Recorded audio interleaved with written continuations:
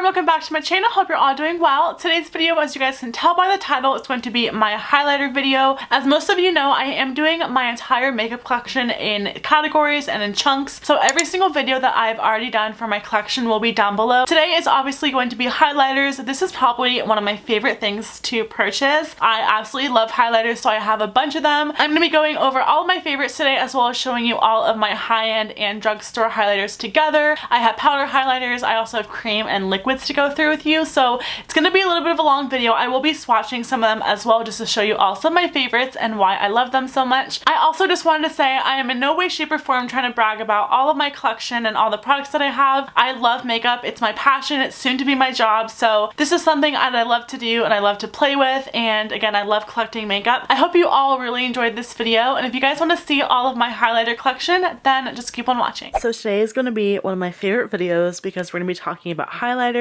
which you guys know is my absolute favorite. So this video might be a little bit longer than usual, but I'm going to first start off by showing you where I have all of my highlighters, and then we're going to go through all the ones that I have and show you swatches of my favorites. So starting over on my home goods organizer, I have all of my Anastasia glow kits, as well as 3 of the Makeup Revolution highlighters. I also like to keep a couple in here, as well as in this drawer. Moving down my desk, I just have my loose highlighter from MAC, and then I also keep a couple in my original beauty box. I only have a couple in here, which I will go over with you all. And the majority of my highlighters in my double Alex drawers. These are both the Alex 6 drawers. The first ones are just overflows of highlighters that couldn't fit elsewhere, which are going to be these ones. These are both high-end and drugstore. Then my favorite drawer is my highlighter drawer.